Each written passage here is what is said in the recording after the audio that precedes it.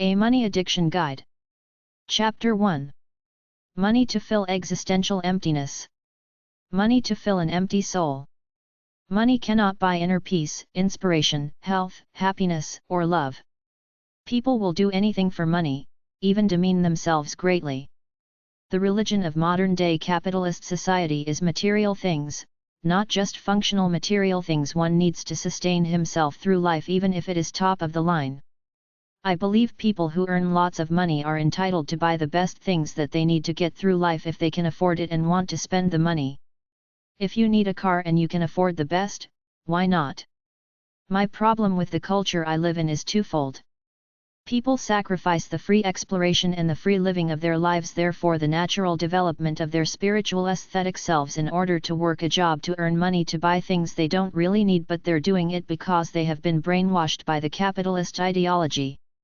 There is a pop culture cool and status standard implicitly thrust on us by corporate forces that try to get us all hooked on trying to be cool, pop culture clones and yuppies as advanced by TV commercials, TV shows, movies, etc. Some people try to look important by achieving a certain level of career and materialistic success, which a lot of people buy into, thus destroying the free pursuit of their lives.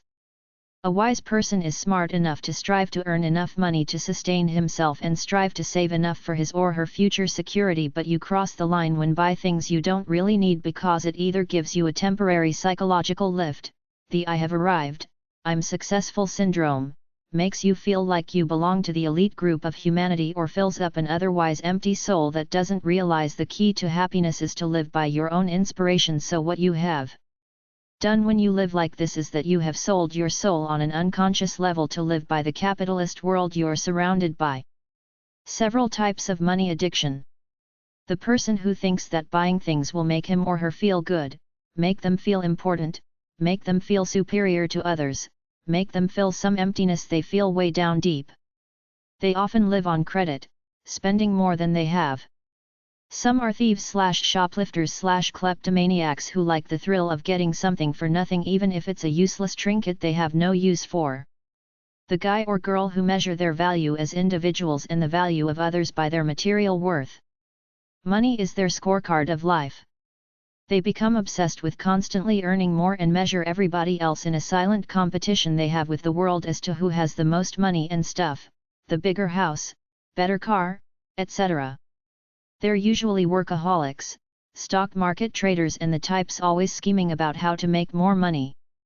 The person who thinks that money will solve all their problems, so they play the lotteries and dream big about a big score that will change their lives, which won't happen to 98% of them, and even if they win all that money, they will still be the same generic, uninspired duds they are now. The miser who ties his worth to his stash. He probably works hard but is very thrifty because he's chronically insecure and has some guilt complex from somewhere about spending money uselessly. This person is obsessed with saving money and being frugal to the point of absurdity. The easiest way to spot a money addict is to see someone who has no real connection to who they are as individuals in the spiritual sense. They might be fashionable, have a nice car, be a great worker, but they don't know what their true essence is as a human being and don't do anything to stay close to this center, which should be to use up the natural energy inside to stay naturally inspired about their lives. The classic mental illness of money is to get caught in the trap of constantly needing more money and consumer goods in order to feel good about yourself, because the other parts of your life, which are what's really important in living a good life, natural inspiration, sensual pleasure, romantic love, love of your family, are sorely lacking, so you acquire money and spend thinking it will fill you up somehow, since that's what the images on TV say, that if you make money and buy a lot of things with it, you will be happy, but it's a superficial existence. If you're a superficial person, it might give you that superficial kind of happiness I sometimes see with low-level people who are doing nothing with their lives anyway, so when they get a windfall like winning the lottery, they will go out and buy useless things and think they're happy, but they have never felt the rush of a spiritually inspired moment in their lives and never will, so ultimately they're losers regardless of all the crap they fill their homes up with. This line of thinking can move into anxiety and obsession, much like an obsessive-compulsive person or a kleptomaniac, someone who feels they must steal things. When you cross the line from trying to live a fun, interesting life to the pursuit of money and material things for their own sake, you have just lost the spirit of what your life was created for and are doomed to live a life of neurosis, never being satisfied because you will always be thinking you need more money and things to be truly happy. Acquiring material things by going out shopping is the drug, and people get hooked on it to get the rush of going to the mall, looking at a bunch of new-looking, prettily packaged material goods, getting all excited, buying something which makes them feel good for a few minutes, then in about an hour, the thrill is gone because the entire obsession is not based on something substantial from the soul. These people are addicted to this ritual until and unless they reach a point that they know material things will never make them happy, so they can get rid of most of this stuff except for the functional things and focus on the other more spiritual and sensual aspects of their lives. Just like some people use money and material things as the scorecard for their happiness, there are another group of neurotic people who have the exact opposite problem. They're obsessed with being bargain hunters, penny pinchers, clipping coupons, looking for discounts, saving what they can by driving all over the city to get the sales based on the ads in the newspaper. When you spend more time looking for sales than what the sales are worth based on the amount of time taken in the pursuit, you're just another neurotic person with another type of wasteful mental illness. Another mental illness associated with the love of money is status and power. A lot of people not stable as individuals within themselves might work their butts off at something and essentially destroy whatever pure love or inspiration for life they might have in their souls to be materialistic show-offs, to go around wearing the trendiest clothes, the expensive watches, drive a nice car, get a house in the right neighborhood, all to try to show others how successful and great they are. But the thing is, when you live like this, the only one you're fooling is you, because all these things are frivolous and superficial. They don't penetrate into the core of life, which is to live by whatever inspiration you might feel in your soul, but all this stuff is disposable stuff that doesn't go anywhere near there. Granted, we all have egos to some extent, especially if we live in a capitalist culture where we're brainwashed to try to look like successful yuppies in TV commercials. To aspire to a comfortable lifestyle with some disposable income is fine, but if it gets to the point where you're doing it to try to fill up an otherwise empty life or to try to impress others, you're missing the point of life and destroying yours. A lot of lost souls aren't even wealthy but have good credit ratings, so they use their credit to give themselves the illusion of yuppie grandeur while putting themselves in deep debt and neglecting the true purpose of life, which is to explore your life to feel the person you feel you should be in your soul. Somebody said the more we're concerned with money and the accumulation of material things, the more we lose our natural sex drives. This is probably because of the energy and stress it takes out of us. The sex drive is probably your highest source of pleasure in life. If you replace it with an anxiety about money and things, you have lost the game. Heal by realizing that money and material things are necessary to sustain your life, but everything else is frivolous delusion that only detracts from the true purpose of life, which is to be a whole human being by releasing the energy you feel in your soul. Acquiring a lot of material things you don't need and striving to acquire more money than you will ever need is a waste, both materially because it's a violation of the human spirit for one to hoard all he can which he will never use while others nearby are in such great need. Spiritually because all this stuff takes away from living a freely inspired life true to who you are in your soul. Action in living your life is what really matters, not material things and money just for show. Money/shopping addiction/compulsive buying disorder. Don't let your possessions possess you. The main idea behind luxury shopping, which is shopping for things beyond needs, is that you have an empty soul. You're buying to fill an emotional void, to make you feel good for a minute or two. There's something missing in your life whereby you're not living an inspired lifestyle that keeps you happy within yourself or you don't feel loved enough. So one of the ways you fill up this emptiness is you buy useless crap because it helps you, gives you a momentary, transient tingle, but ultimately does not solve the problem of the empty soul. According to the book The High Price of Materialism by Tim Kasser, materialistic people are less honest, less ethical than other people and less interested in personal relationships with other people. The more concerned you are with wealth, the less happier you'll be and the more likely you'll be stressed out and depressed over a lifetime, because ultimately, these things can't satisfy the deep spiritual things you need to give you a solid sense of identity and peace about yourself. Be happy with what you got right now. The capitalist ideology always wants us to reach for something more, a bigger house, newer car, more stuff, but the happiest people are those at peace with the lives they're living without aspiring for more consumer goods or a promotion at work to make more money to buy more goods. Money is not the solution to a happy life, it's having a feeling within that you are living the life you were born to live by purging the natural inspired potential in your soul. The symbols of success in a capitalist world are to have lots of money, a big house and own lots of material things. While these are good things to have to enhance the quality of your life, your real worth comes from your ability to do soulful pursuits to keep yourself inspired day after day. This type of lifestyle hasn't changed for me through the different cycles I went through being both poor and wealthy. Money is good to free my mind from the obsession of earning enough so that I don't have to worry about it, but I still live in a pretty small bedroom with bare walls and no home decor, just like I did when I was a hippie artist living a free life, and I don't feel any different inside just because I have more money. The challenge for me has always been to honor my intuitive inner standard regardless of whether I'm materially rich or poor. The money is nice because I can buy what I want when I want, but the truth is that the only time I was in a shopping mall in the past 3 years was when I got my eyes tested. I don't need much. I wear the same clothes year after year. If my sneakers work, I don't have to bother buying a new pair. I don't believe in home decor or most of the other things people buy to outfit their homes to reach some illusory standard of capitalist success. I have very few tools because I have no interest in that home improvement crap so many people seem to think enhances their lives. I don't want to harp it on here except to say that I believe the corporate pop culture agenda of the media, in particular TV, is subtly designed to make people feel deficient and jealous of all the material wealth they see on all the stupid programs, so they give up their hearts and souls to try to reach this standard of material success when they don't realize the key to life is to enjoy the journey through inspired action in both noble soulful pursuits and the pursuit of carnal hedonistic pleasures. These are action things, things you do through sustained movement day after day.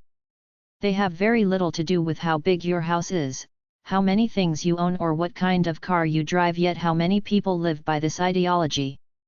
Not very many. I lived with the bare bone basics for a long time. It's just naturally the way I live.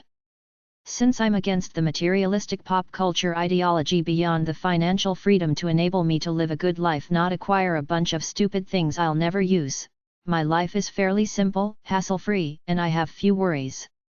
I'm the type of guy who hates distractions so much that I prefer a small house with a small yard because it means I don't have to mow the lawn, clean it up, shovel snow, etc., which is counterintuitive to the materialistic ideology of always gunning for a bigger house.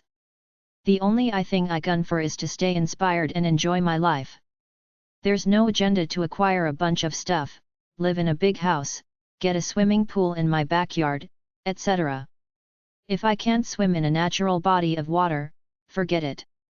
There are a lot of people out there either brainwashed by the system to pursue material success as the key to happiness, or with lost souls where they essentially don't know who they are, what their identities are that they were born within their souls, and what they feel they should naturally do with their lives, so they compensate for this emptiness within by going out and buying a bunch of things to feel like they're successful by society's standards and give themselves a rush for a minute or two, but it never works because you're not dealing with the problem of a bleeding soul. I know the shopping malls are filled every Saturday afternoon while I'm off outdoors somewhere doing one of my particular soulful pursuits. I shouldn't judge other people, but I can make the comment that I feel as though I live in a lost society because so many people tie their happiness to what they own materially.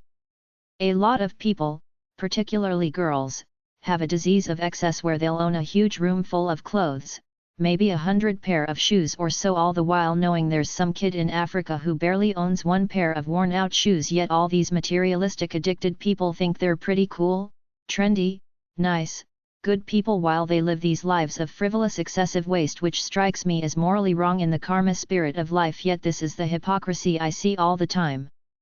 Which is why I'm somewhat contemptuous of the society I live in. Don't get me wrong, I like what our society has spawned in creating an abundance of material things at relatively low prices, but I only take what I need and don't waste money on buying useless things I'll never use, or giving into the fashion sense of frivolity by buying oodles of clothes just because I can afford them. It's all wrong to me that anyone could callously spend $50 on another article of clothing to add to their already overflowing collection when that money would help some poor native survive for a month elsewhere. This is what gets me. All these frivolous people running around with nothing better to do than color their hair, read the tabloids, buy new clothes to look fashionable and try to act cool, which is a worthless empty lifestyle to me, which is why I don't feel like the typical yuppie capitalist you might see walking around the mall. The modern era has spawned a large credit industry in order for these money lenders to make big profits by lending you money through credit cards and loans and charging you a high interest rate when you pay it off later. This credit system encourages an instant gratification mindset, reinforced when we see all the material wealth on TV every night, so most of us want it all, want it now, like that song by the pop band Queen said, "I want it all, I want it now." The net result is a nation of people living with households full of things they don't really own. The bank still owns it and they'll be paying it off for the next several years. Many people fall into vicious cycles of depression over debt, so in order to make themselves feel good, they go out and buy something on a credit card to treat themselves, with the ultimate result that they're adding to their debt load and it never ends. They're in that work-eat-spend cycle of the rat race, right where the system wants them to be, good docile worker clone consumers constantly spending their money and working for it to pay their bills. It's a perfect way to control the masses, a modern-day version of Rome's bread and circuses. I saw a TV show about all these stupid consumers who said with pride how they spent 10 to 12 hours a day every day on eBay.com looking to buy and sell things and add to their collections of junk which they thought enhanced their lives somehow. Get a life. A Partridge Family lunchbox is a piece of pop culture trash. Anybody who gives it more value than that is a stupid lost soul who deserves the stupid mundane life they're living. The only way to get over it is to clean all the trivial material stuff out of your house, give it to charity if you must, or sell it at a yard sale, then live a simple life, focus on whatever inspired potential you feel in your soul. Get rid of most of your credit cards except for one, pay off your debts as quickly as you can, live as frugally as you can, and focus on culturing an inspired life of soulful pursuits and sensuous pleasures which are mostly free, sex and love, and get away from materialist ideology thinking. Go bankrupt if you must, then your credit rating will be destroyed for 7 years or more, so you won't be able to borrow money, which will be a good thing to help you get away from the materialistic lifestyle. My relationship with money is to pursue it by working hard on my naturally inspired pursuits to create something useful that others will pay me for, to help me in my quest to live a long free life, financially free of worrying about it. I don't care if I live in a little shack in the low-class part of town as long as I got some electricity and running water. You really don't need much in order to live a pretty good life. Treatments are often used in conjunction with one another, usually several at a time, whatever works. The most common treatments are mental health drugs, counseling, support groups, meditation, positive thinking, prayer, journaling, exercise, nutrition, vitamin therapy, holistic methods. Books about addictions in general are at number 616.86 or RC 564 at the library. Try number 332.019, number 332.4019 or HG 221 to HG 222 at the library for books about money as an addiction. Shopaholics.anonymous.org. Addictions.com. Addictions.org. Adventconspiracy.org/spend-less, compassion for consumption at Christmas.